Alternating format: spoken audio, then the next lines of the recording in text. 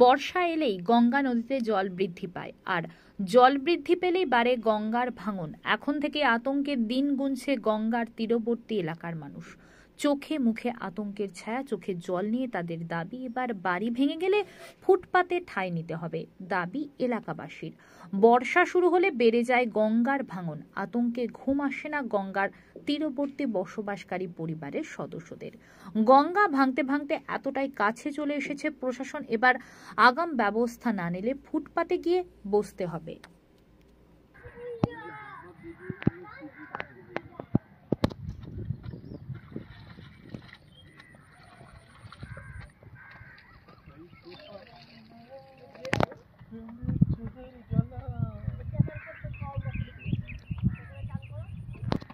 শ্যামচাঁদের এটা রেডি করে আমায় দাও।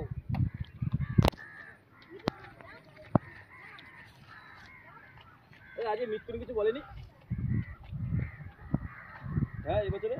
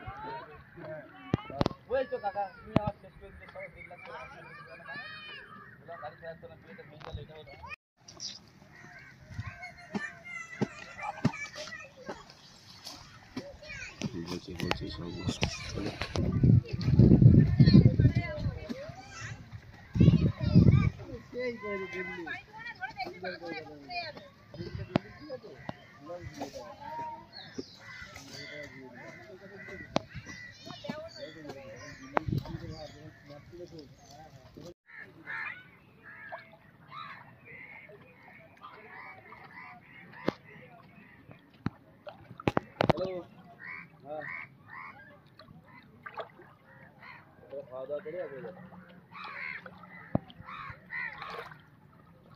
টাকা নিয়ে যাই,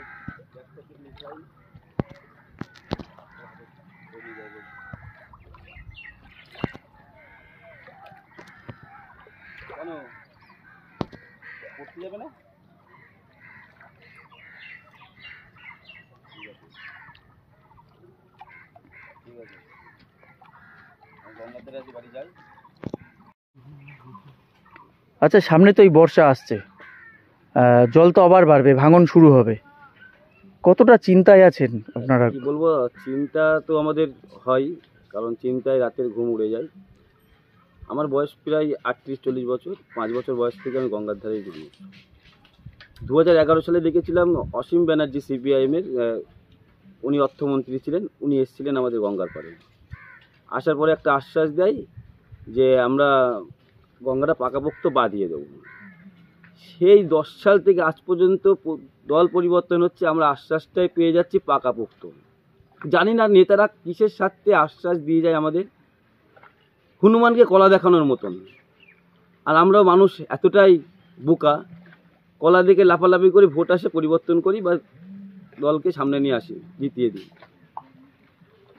টিনের চালের নেতার দেখছি 3 তলা বাড়ি, আর গঙ্গার ধারের মানুষগুলোর কিছুই জোটে না। বালির বস্তা স্যাংশনায় মাটি ভরে দেয়, 2 দিন পরে সেটা নষ্ট হয়ে যায়। আখেরে কাদের লাভ? নেতাদের লাভ। আর কষ্টে আর দুঃখে থাকে গঙ্গার তীরবর্তী এলাকার মানুষ। আচ্ছা, এই যে ভোট আসলেই তো বলে যে বাঁধিয়ে দেব, পাকা হবে, সেগুলো কি আদৌ হয়? চপ, প্রত্যেকটা রাজনৈতিক দল একই ঢপ দেয় আর একইভাবে মানুষকে শোষণ করে। গঙ্গার ধারে থেকে আমার নিজের বাড়ি একবার ভেঙে গিয়েছে। আচ্ছা, আপনি যখন প্রথম জ্ঞান হয় তখন গঙ্গা কতটা দূর ছিল আপনার বাড়ি থেকে? আমার এখন বর্তমান যে বাড়ি গঙ্গার পাড়ে, সেই বাড়ির থেকে প্রায় 1.5 কিলোমিটার। আর এখন কত মিটার?